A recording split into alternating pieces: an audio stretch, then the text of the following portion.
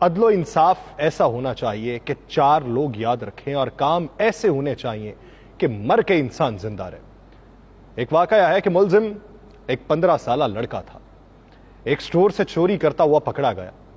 پکڑے جانے پہ گارڈ کی گرفت سے بھاگنے کی کوشش کی، مزاحمت ہوئی اور مزاحمت کے دوران سٹور کا ایک شیلف بھی ٹوٹ چکا تھا۔ جب اسے عدالت کے سامنے پیش کیا گیا، جج نے فرد جرم سنائی اور لڑکے سے پوچھا کہ کیا تم نے واقعی کچھ چرایا تھا؟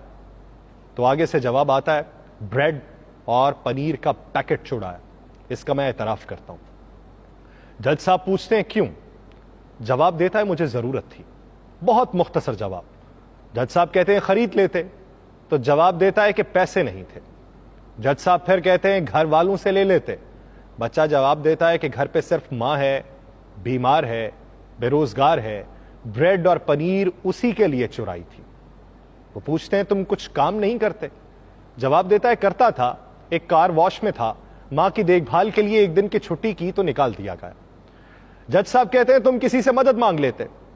جواب دیتا ہے کہ صبح سے مانگ رہا تھا، کسی نے مدد نہ کی۔ جرا ختم ہوئی اور جج صاحب نے فیصلہ سنانا شروع کر دیا۔ چوری اور خصوصاً بریڈ کی چوری بہت ہولناک جرم ہے، یہ جج صاحب کہہ رہے ہیں، اور وہ کہتے ہیں کہ اس جرم کے ذمہ دار ہم سب ہیں۔ عدالت میں موجود ہر شخص مجھ سمیت اس چوری کا مجرم ہے۔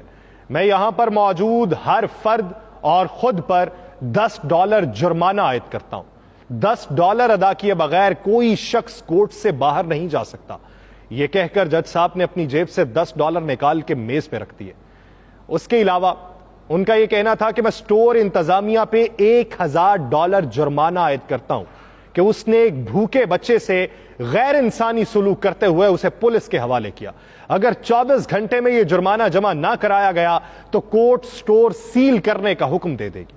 اور فیصلے کے آخری ریمارکس یہ تھے کہ سٹور انتظامیہ اور حاضرین پر جرمانے کی رقم لڑکے کو ادا کرتے ہوئے عدالت اس سے معافی طلب کرتی ہے۔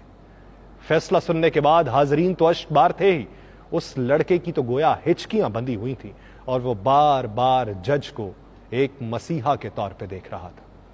یہ فیصلہ میرے ملک کی کسی عدالت کا نہیں ہے، یہ فیصلہ فرنگیوں کے ملک کی عدالت کا ہے۔ شاہ والا کفر کے معاشرے ایسے ہی نہیں پھل پھول رہے، اپنے شہریوں کو انصاف ہی نہیں عدل بھی فراہم کرتے ہیں۔ کفر کا معاشرہ ایک مثال سے باقیوں کی زندگی بے مثال بنانا جانتے ہیں۔ شاہ والا کفر کے معاشرے انسانوں کی بنیادی ضروریات زندگی سمجھ رہے ہیں۔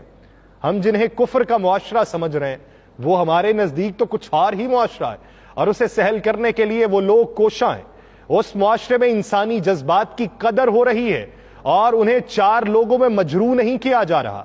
اس معاشرے میں مجرم کو اپنی صفائی کا پورا موقع دیا جاتا ہے اور پھر اپنا فیصلہ صادر کیا جاتا ہے، جبکہ یہاں انسان کی زندگی اجیرن کر کے، اس کے جذبات مجروح کر کے، اس کی ضروریات کو پسے پشت ڈال کر اس سے جینے کا حق چھین لیا جاتا ہے، اور اس کے لیے صرف جھوٹے دلاسے ہوتے ہیں اور طفل تسلیاں رہ جاتی ہیں۔ ہمیں اپنے آس پاس